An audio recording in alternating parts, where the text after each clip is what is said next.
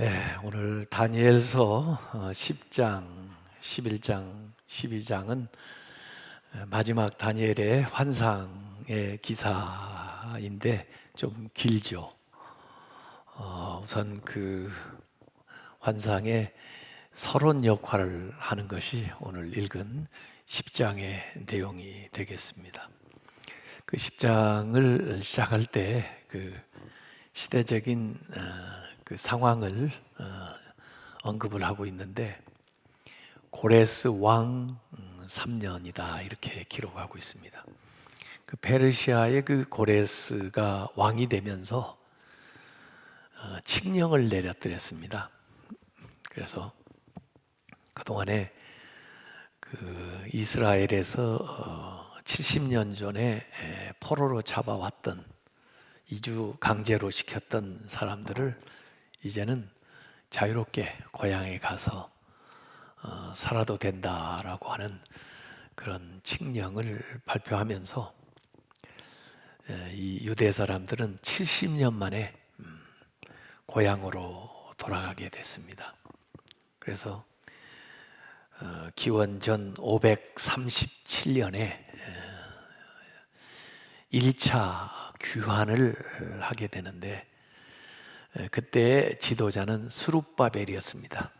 스룹바벨이 총독으로, 그리고 여호수아라고도 하고 예수아라고도 부르는 대제사장이 그 도우면서 5만 명의 그 바벨론에 이주되어 있었던 사람들이 그 예루살렘으로 다시 돌아가는 그런 역사적인 사건이 있었습니다.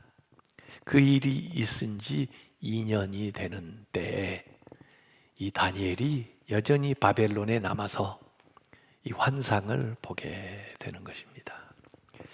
이때 다니엘의 나이는 80대 후반이에요. 소년으로서 좀 특출나다 해가지고 70년 전에 잡혀서 포로로 이 바벨론에 왔던 사람입니다. 그런데 어느덧 이제 나이가 들어서 90을 내다보는 그런 나이에 같이 지냈던 사람들이 거의 다 고향으로 돌아가고 어찌 보면 외롭게 남아서 바벨론에 있습니다. 왜 이 다니엘이 돌아가지 못했을까? 아마 연로해서 나이가 많아서도 기력이 쇠해가지고 가지 못한 일도 있겠지만 또 한편에는 다니엘 나름대로 남은 사명이 있다 생각했는지도 모르죠. 이곳에 남아서 왕하고도 소통이 되고 또 나름대로 그곳에서 기반을 가지고 있는 이 다니엘이 그곳에 간 사람들을 마지막까지 지원을 하고 그래서 그들이 할 수 있는 일들을 잘하게 하는 것이 자기의 마지막 사명이다 그런 생각을 해서 남았는지도 모르겠습니다. 참 유대인들이 처음에 고향에 가지 못할 때는 고향 한번 가서 보고 죽었으면 여한이 없겠다 그런 생각도 했을 거고 그 무너진 예루살렘 성전 가자마자 다시 재건해서 그곳에서 예배 드리고 또 그렇게 살았으면 좋겠다 하고 생각을 했을 텐데 그래서 사실 고레스도 그들을 보내줄 뿐만 아니라 물질적인 지원도 아끼지 않겠다고 그렇게 약조까지 해서 사실 도와주도록 그렇게 했는데 막상 예루살렘에 돌아가 보니까 상황이 녹록지가 않아요. 반대하는 무리들도 많고 또 거기에 원래 이제 또 자리를 잡고 있던 자들도 기득권을 주장을 하고 또 그렇게 해서 왕한테 계속해서 모함을 하고 그런 일들이 생겨나니까 원래 생각한 대로 일이 잘 추진이 안 돼요. 그래서 성전을 짓다가도 그게 중단이 되는 일들이 생겨나게 됐습니다. 그래서 학계라든지 스가랴 같은 선지자가 일어나 가지고 그들을 촉구하는 내용이 학계서에 나오는데, 학계서 1장 4, 5절에 보면은 이 성전이, 예루살렘 성전이 황폐하였거늘 너희가 이때 너희들만 판벽한 집, 좋은 집에 거주하는 것이 옳은가? 그러므로 이제 만군의 여호와가 이같이 말하노니 너희는 너희의 행위를 살필지니라. 이런 메시지를 학계가 전하는 거예요. 자, 자기 살기 먹기 바빠가지고 원래 최우선으로 하겠다고 하는 일을 그냥 놔두고 이렇게 사는 것이 바른 일이냐 하는 이야기가 나올 정도이니까, 이 멀리 있지만 다니엘이 참 마음이 아팠을 것 같아요. 본인도 외롭고 그렇지만은 참 되어지는 상황들이 참 어렵고 힘들다, 이런 생각을 했을 겁니다. 그래서 다니엘이 하나님 앞에 나아가는 겁니다. 다니엘서 10장 2, 3절에 보면은 그때 나 다니엘이 새 일에, 3주죠. 새 일의 동안을 슬퍼하며 새 일해가 차기까지 좋은 떡을 먹지 아니하며 고기와 포도주를 입에 대지 아니하며 또 기름을 바라지 아니하니라, 이렇게 나옵니다. 음식을 전혀 안 먹는 것은 단식이고 물만 마시는 건 금식이지만 이건 부분적인 금식입니다. 좋은 걸 먹지 않고 또 기름을 바르지 않으니까 몸에 치장이나 또 몸을 단장하지 않고 울면서 부분적으로 금식하면서 하나님 앞에 이제 기도하는 겁니다. 이 다니엘서에 보면 이 부분적인 금식이 좀 나와요. 그 앞에서도 왕이 주는 좋은 음식, 특별히 육식 이런 것을 금하고 채소를 먹으면서 이렇게 단순하게 간편하게 그렇게 식사하는 것이 이게 부분적 금식입니다. 이 세례요한 같은 분도 광야에서 그런 식으로 생활을 하죠. 그래서 우리도 가끔 이런 다니엘 같은 그런 부분적인 금식을 할 필요도 있어요. 그리고 이걸 3주 동안 계속했는데, 그래서 요사이 이제 우리 한국의 세일의 다니엘 금식기도, 뭐 세일의 기도회, 뭐 이런 것들이 나오는 그런 것이 바로 오늘 이 다니엘서 10장의 상황이다, 이렇게 볼 수 있습니다. 다니엘은 외로웠고 피곤했고 또 때로는 실망스러웠고 그리고 스스로도 연약했어요. 그래서 앞날에 대한 두려움, 슬픔이 있었습니다. 그렇다고 해서 하나님 이제 다 됐습니다. 제 나이도 들었고요. 저 좀 데려가세요. 이 세상에서 도피하기 위해서 기도한 게 아니고 여전히 하나님 개입해 주세요. 하나님 오세요. 하나님을 초청하는 그런 기도를 이 다니엘이 계속하고 있는 겁니다. 그러자 이 환상이 보이는 건데, 히데길 강가에서 세마포 입은 한 사람을 보았다 그랬습니다. 그래서 오늘 다니엘서 10장 5절 6절에 보면 그 눈을 들어가지고 그분을 바라보는데 세마포 옷을 입었고 그 다음에 우바르 순금 띠를 띠었고 그 몸은 황옥 같고 얼굴은 번갯빛 같고 눈은 횃불 같고 팔과 발은 빛난 놋 같고 말소리는 무리의 소리 같다. 그려지십니까? 한참 묘사한 것 같은데 뭔지 잘 모르겠어요, 여전히.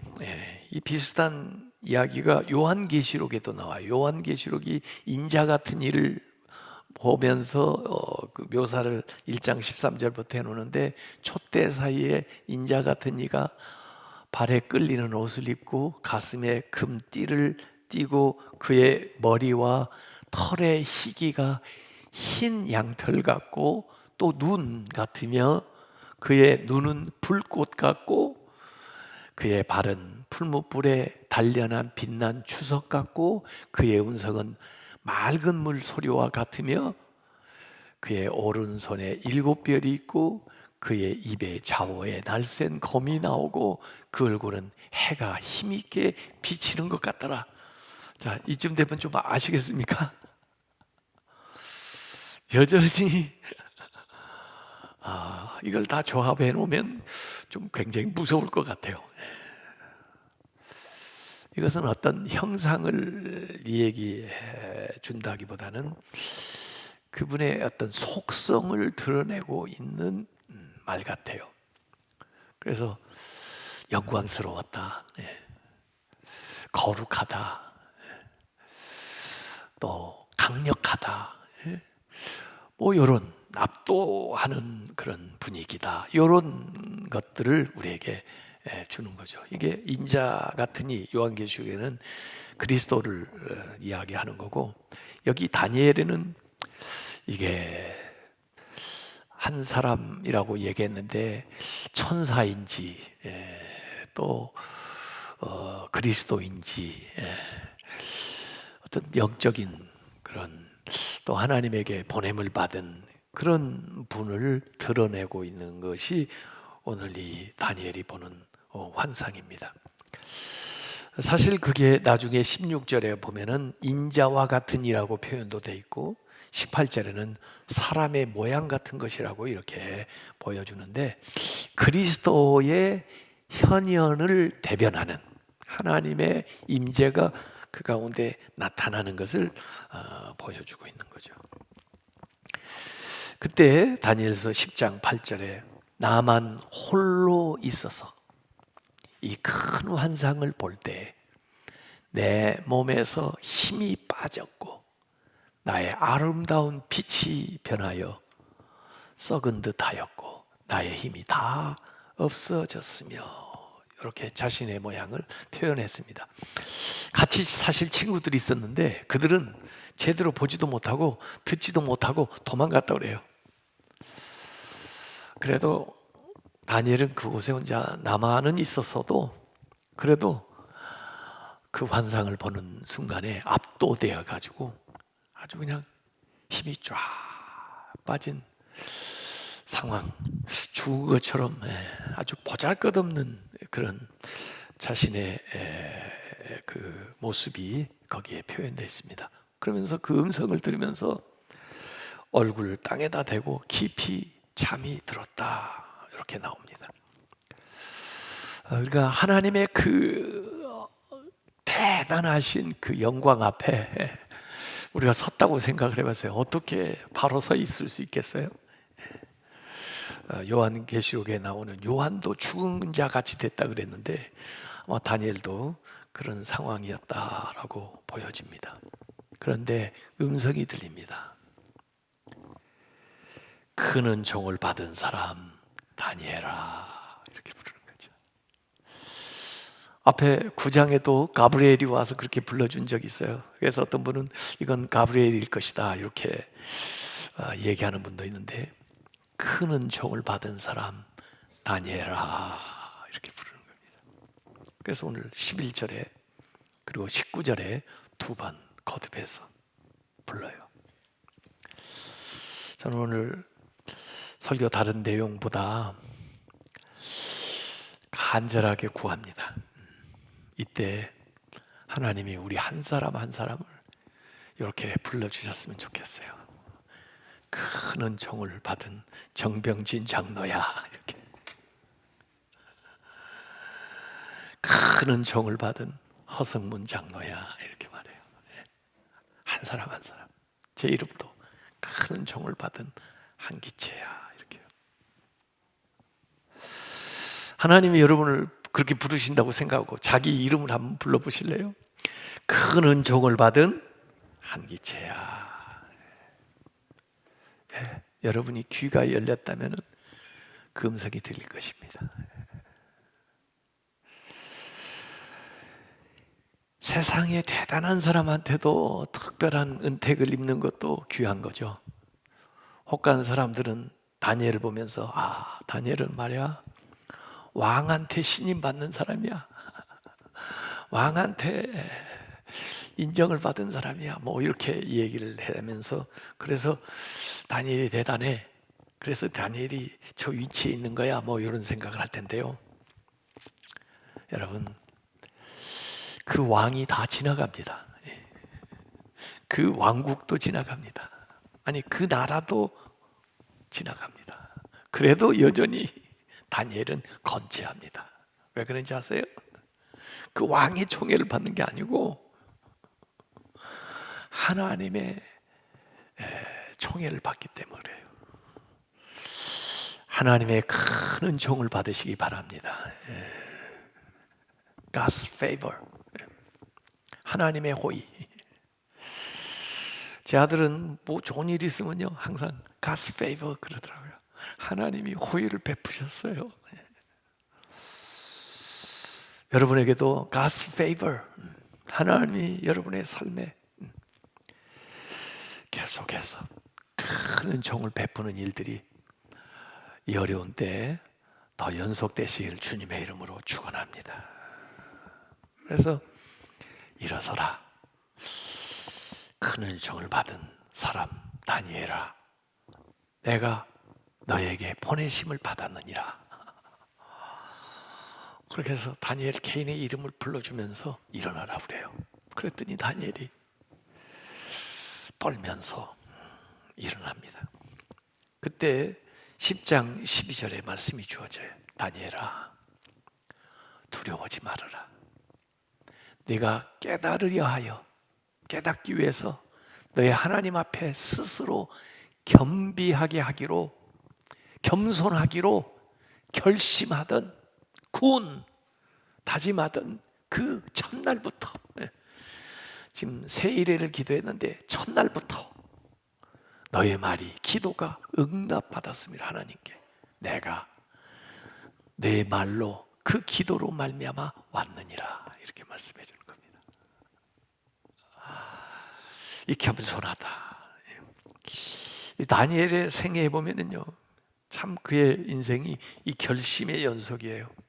네, 좋은 것을 결심해요. 그때마다 놀라운 역사가 일어나요. 나는 왕의 음식으로 나를 더럽히지 않겠다고 결심해요.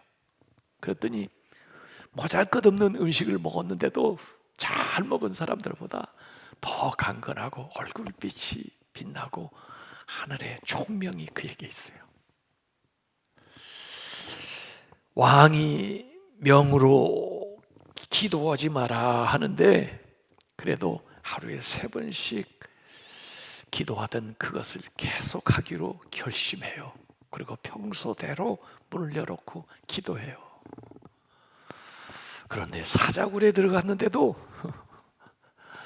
사제 입을 봉해가지고 거기서 살아나올 뿐만 아니라 왕의 마음을 변화시켜요. 사람들의 마음을 감동시켜요. 결심할 때, 여기 어려운 일 있을 때 내가 이 말씀 깨닫기 위해서 하나님 앞에 겸비하리라 하고 결심하고 기도하는 그 순간부터 하늘에서 하나님이 역사하시기 시작하는데 메신저를 보내는 거예요. 이렇게. 저는 이 코로나19가 딱 왔을 때 처음 생각한 것은 솔로몬에게 하나님께서 이 성전을 봉헌했을 때 말씀하신 거, 역대하 7장 14절에 이 전염병이 올 때 너 기도해라, 특별히 겸손하게 기도해라, 그 말씀이 떠올라서 우리 교단 100일 기도회, 또 우리 한국교회 이 말씀 붙들고 우리 기도합시다 했어요. 그게 역대하 7장 14절이에요. 내 이름으로 일컫는 내 백성이, 안 믿는 사람이 아니고 하나님 믿는 내 백성이 그들의 악한 길에서 떠나고 하나님의 자녀들이 회개하고, 세상 사람들이야 뭐 뭘 알겠어요. 그들 탓하지 말고 믿는 사람 회개하고 그 악한 길에서 떠나서 스스로 낮추고, 그게 겸손이죠. 스스로. 누가 나를 낮추면요, 이건 참 굴욕입니다. 그러나 스스로 낮추면 겸손입니다. 스스로 낮추고 기도하여 내 얼굴을 찾으면 하나님을 기도하는 거죠. 내가 하늘에서 듣고 그들의 죄를 용서해주고 그들의 땅을 고쳐주겠다. 코로나19만 없애는 게 아니고 죄를 사해주겠다, 이거예요. 이 두 가지를 해야 돼요. 그러려면 겸비하게, 겸손하게 하나님 앞에 기도해야 된다고요. 어떤 젊은 수도사가 나이든 그 수도사에게 찾아와서 좀 가르침을 주십시오. 그랬더니 이 딱딱한 그 흙을 가르치면서 거기에다 좀 물 좀 주게, 물 좀 부어. 그랬더니 가서 물 한 통을 길어와가지고 그 딱딱한 흙에다가 부은데 붙자마자 흘러가지고 그냥 가버리는 거예요. 여보게, 나 좀 보게. 가지고 망치를 가지고 그 딱딱한 흙을 깨기 시작하는 거예요. 그러더니 다시 한번 물을 부어보게. 그래서 와서 물을 깨다가 부으니까 이번에는 그 물이 스며들기 시작하는 거예요. 깨져야 하네, 부서져야 하네. 그래야 물이 스며들고, 그래야 씨앗을 뿌리면 싹이 나고 꽃이 나고 열매가 맺히는 법이네. 깨지지 않으면 안 돼. 부서지지 않으면 안 된다고. 겸손하지 않으면 안 돼. 그게 깨짐의 영성입니다. 이번에 기왕에 이렇게 된 거 한번 깨지자고요. 내 마음을 깨트리고 내 삶을 다시 한번 하나님 앞에 깨트려서 더 낮아져서 하나님 앞에 겸손한 마음으로, 간절한 마음으로 매달리자고요. 9장에 나왔던 기도, 기도하자마자 저쪽에서 즉각 응답이 오는데, 그 기도 마치기도 전에 당도했으니까 한 3분 이내에 도착했다고 그랬는데요. 이번에는 3주 걸렸대요. 21일. 아니, 어떻게 같은 기도인데 그럴 수가 있어요? 왜 21일이나 걸렸나? 그런데 오늘 아까 말씀에 그랬잖아요. 첫날부터 응답은 받았는데 하나님 편에서 가 그래가지고 출발을 했는데 이 오는 도중에 시간이 지체가 된 거예요. 그래서 21일이 걸렸어요. 아니, 무슨 일인가? 10장 13절에 나와요. 그런데 바사 왕국의 군주가, 바사 왕국을 왕이 다스린 줄 알지만 보이지 않는 영적인 세계에 세력이 있어요. 그걸 군주라고 얘기하는 거예요. 그 군주가 21일 동안 나를 막았으므로, 응답을 가지고 오는 천사를 막아쓰는 거예요. 감히 이 악령이죠. 내가 거기 바사 왕국의 왕들과 함께 머물러 있더니 진퇴양난, 가장 높은 군주 중 하나인 미가엘. 미가엘 천사는 전사예요. 전사. 가브리엘 천사는 메센저. 이 9장에 가브리엘 천사가 나왔었죠. 이 10장에는 가브리엘이라고 직접 언급은 없지만은 이 가브리엘은 메센저예요. 전달하는 분이에요. 나중에 이 가브리엘은 수태고지도 해요. 신약에 오면은 이 천사, 영적인 존재인데 그 미가엘이 와서 그 메신저 역할을 맡은 이 영적인 존재를 도와줘요. 도와줌으로 내가 왔다는 거예요. 21일 동안 그래서 지체됐다는 이야기를 하는 겁니다. excuse라는 거죠. 나 그때 출발했는데 이제 당도한 것은 응답이 늦은 게 아니고 막는 세력이 있어가지고 그 다음에 지체가 됐는데 이 가브리엘이 와서 나를 도와줬어. 이 가브리엘이 왜 와서 도와줘요? 기도하니까. 여러분이 기도하면 천사가 움직인다는 거 아세요? 이건 영적 싸움의 실체를 보여주는 아주 중요한 구절입니다. 지금 환상을 보고 있잖아요. 하늘의 세계를 보고 있잖아요. 우리 보이는 현실 이면에 보이지 않는 세계, 영적인 전쟁이 있는데 영적인 세력이 있어서, 악한 세력이 있어서 장악하고 있는 데가 있어요. 이렇게. 그래서 지역별로 장악을 하고 있나 봐요. 그 지역에 더 특히 왕성하게 역사하는 악의 무리 세력이 있는 것 같아요. 이것이 하나님의 역사를 대적하면서 나아가죠. 근데 우리가 기도할 때 그 천사가 힘을 얻어서 그쪽에 직결해가지고 영적인 싸움을 수행하는 거죠. 생각을 해보세요. 그 이전에 무슨 히틀러나 스탈린이나 뭐 이런 자들이 전쟁을 일으켜서 어마어마한 사람들을 죽이고 그러는데, 숙청하라고 그랬는데 제정신으로 그랬을 것 같아요. 그 인간 이면에, 그들의 정사와 권세 이면에 악한 세력이 그들을 조종하고 그들을 움직이는 거죠. 우리가 이 영적 지형도를 바꾸기 위해서 기도해야 됩니다. 아마 한국도 이전에 복음이 들어오기 전에는 흑암 중에 있었을 거예요.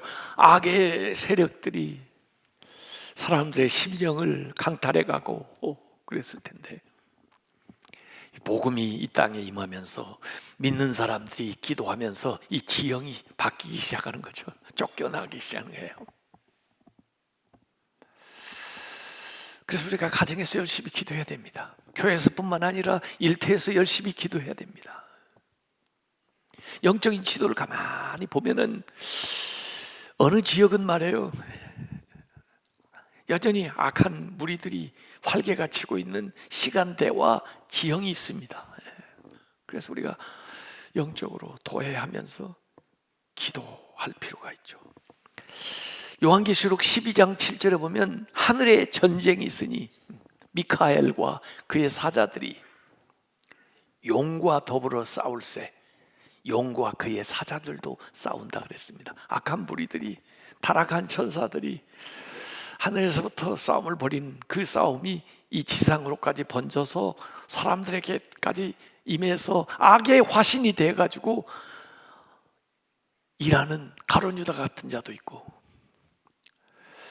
그런 무리들이 있습니다. 그래서 자기도 모르게 그 악한 세력에 의해서 조종당해요. 저는 어떤 때는 교회를 보면서도 안타까운 일이 있어요. 저분들이 저걸 할까? 자기들이 저렇게 싸우면서 분란을 일으키면서 저렇게 서로 저주하면서 그게 뭐에 의해서 자기들이 대변하고 있는 걸 도대체 알고나 있을까? 이런 생각을 할 때가 있어요. 에베소서 6장 12절에 우리의 씨름은 혈과 육을 상대하는 것이 아니고 통치자들과 권세들과 이 어둠의 악한 주관자들과 세상 주관들과 세상에 있는 악의, 하늘에 있는 악의 영들을 상대함이라. 그렇기 때문에 이것은 육체의 힘 가지고 안 돼요. 물질 가지고 안 돼요. 성령으로 해야 되고 기도로 해야 돼요. 그래서 고린도후서 10장 4, 5절에 보면 우리의 싸우는 무기는 육신에 속한 것이 아니요 오직 어떠한 견고한 진도 무너뜨리는 하나님의 능력이라 모든 이론을 무너뜨리며 하나님 아는 것을 대적하여 높아진 것을 다 무너뜨리고 모든 생각을 사로잡아 그리스도에게 복종하게 한다 그랬습니다. 그래서 낙심하지 않고 계속 기도해야 돼요. 그래서 21일 동안 계속 기도하는 중에 하나님이 보내셨던 메신저를 영접하게 되는 겁니다. 네, 그분이 오셔서 왜 이렇게 다니엘을 꼭 만나야 되나 응답하시면 됐지. 다니엘이 지금 연약한 상태에 있으니까 힘을 주려고요. 그런데 만져주셔요. 3차례에 걸쳐서 만져주셔요. 오늘 주님께서 우리에게 큰 은총을 받은 사람아 그렇게 말씀해 줄 뿐만 아니라 여러분에게 다가오셔서 여러분을 만져주시길 바랍니다. 여기 다니엘서 10장 10절에 보니까 한 손이 있어 나를 어루만지기로 내가 떨었더니 그가 내 무릎과 손바닥이 땅에 닿게 일으키고, 아까 엎어져 누워 있었어요. 죽은 것처럼 돼 있었어요. 근데 와서 어루만져줘요. 그리고 일으켜요. 무릎에 힘을 주고, 손바닥을 땅에 댔고 일어나요. 이렇게. 일어설 힘을 줘요. 이 영적인 에너지가 육신에 힘을 줘요. 엘리야도요, 너무 힘들어가지고요, 도망가서 그냥 기진맥진할 때 잠을 재우고 먹이고 그 다음에 만져줘요. 만져주니까 이 엘리야가 힘이 솟아오르는 거예요. 힘이 다시, 소망이, 용기가 생겨나는 겁니다. 주님께서 여러분을 만져주시기 바랍니다. 이 시간에 주님의 손으로 여러분을 만져주세요. 그리고는 10장 16절에 보니까 입술도 만져주는데 인자 같은 이가 내 입술을 만지니까 입이 열려요. 아무 말도 못하고 사실 두려움에 쩔어 있었는데, 이 다니엘이 세상에 두려울 것이 없는 사람입니다. 왕 앞에서도 두려움이 없고 사자굴에 들어가도 두렵지가 않았는데 하나님 앞에 있으면 사실 두려운 거예요. 하나님만 두려워하는 사람이 그게 위대한 사람이에요. 그런데 입을 만져줘요. 그러니까 그때부터 말을 하게 돼요. 그래서 자기의 연약한 상태를 그대로 드러내면서 내가 숨을 쉴 수가 없어요. 요새 말이에요, 이 코로나가 왜 무서워요? 호흡기 질환인데 숨을 쉬지 못하게 폐를 섬유화 만들어버려요. 석회화 만들어버려요. 숨을 못 쉬어요. 그래서 죽는 거예요. 그래서 어떤 사람에게는 아주 치명적입니다. 그래서 조심해야 되는 거예요. 피차. 숨을 쉴 수가 없어요, 하나님. 그러니까 10장 18절에 또 만져줘요. 나를 만지며 나를 강건하게 해주는 거예요. 하나님 이 시간에 여러분의 연약한 곳마다 다 만져주시기 바랍니다. 여러분 심장도 만져주고, 여러분의 관절도 만져주고, 여러분의 허리도 만져주고, 여러분의 연약한 곳마다 이렇게 만져줘요. 이렇게. 그러면서 10장 19절에 다시 하나님의 말씀이, 큰 은총을 받은 사람이여 두려워하지 말아라. 평안하라. 강건하라. 강건하라. 그가 이같이 내게 말하며 내가 곧 힘이 나서, 하나님 말씀 들을 때 힘이 나요. 왜 여러분이 여기 오셨어요? 왜 여러분이 온라인이라도 예배를 드려요? 말씀을 들어야 힘이 나니까. 말씀 듣지 않으면 죽어요. 상황이 어렵다고 말씀을 멀리해요? 소망이 없어요. 말씀 드려야 살아요. 내가 곧 힘이 나서 이르되, 아까는 죽겠다고 숨을 못 쉬겠다고 하는 사람이 내 주께서 나를 강건하게 하셨사오니 말씀하옵소서. 하나님의 음성을 들으시기 바랍니다. 두려워하지 말아라. 평안하라. 강건하라.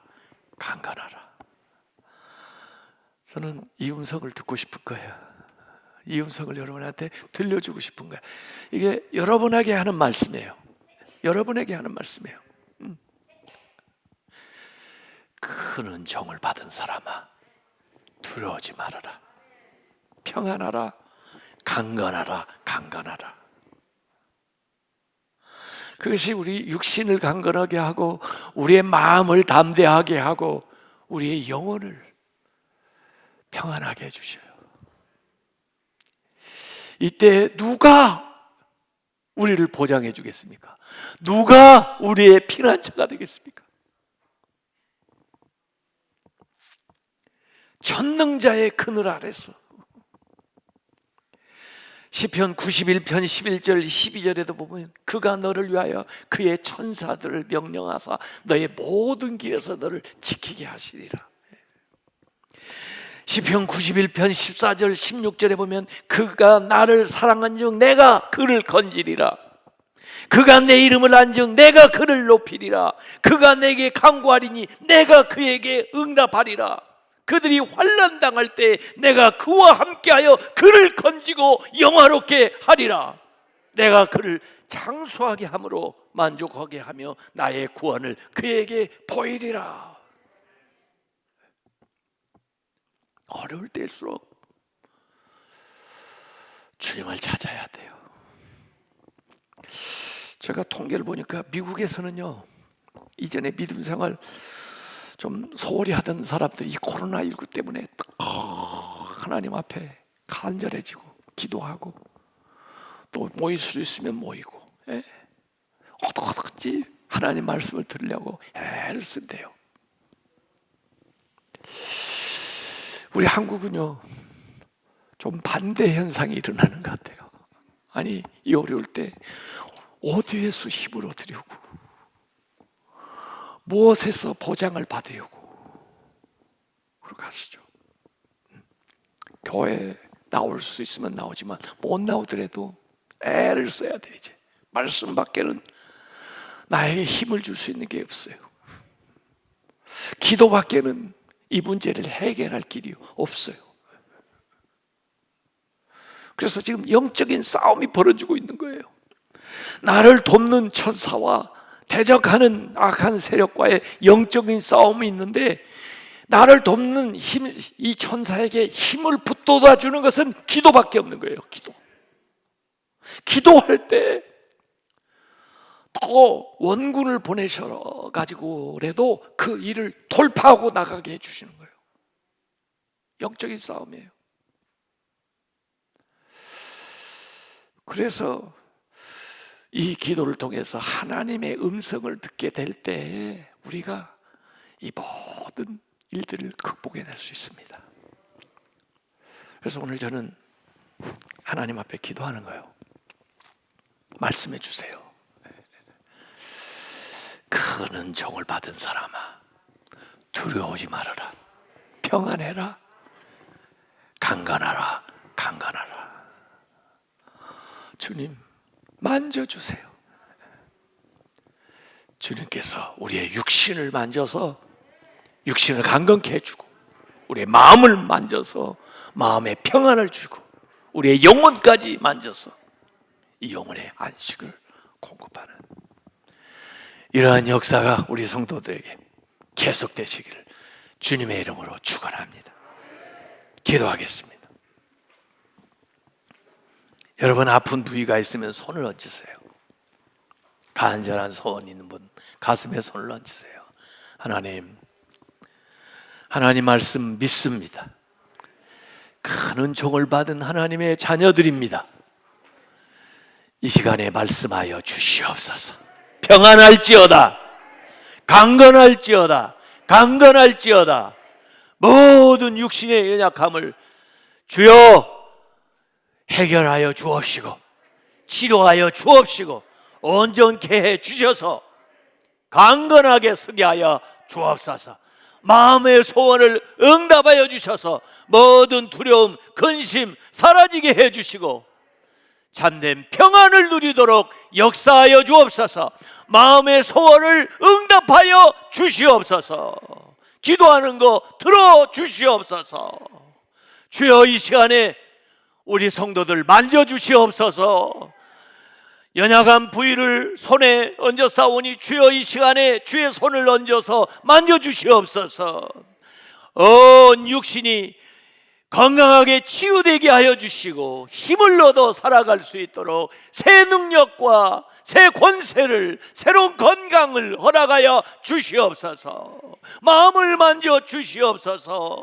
심령의 평안함을 주시고 담대함을 주시고 능력을 더하여 주시옵소서. 근심 걱정 사라지고 감사와 찬양이 넘쳐나게 하여 주시옵소서. 영혼을 만져 주시옵소서. 영혼의 샘을 허락하여 주시고 성령의 충만함을 주시어서 이 어려운 시기를 능히 이기고도 나머지가 있도록 성령께서 역사하여 주시옵소서.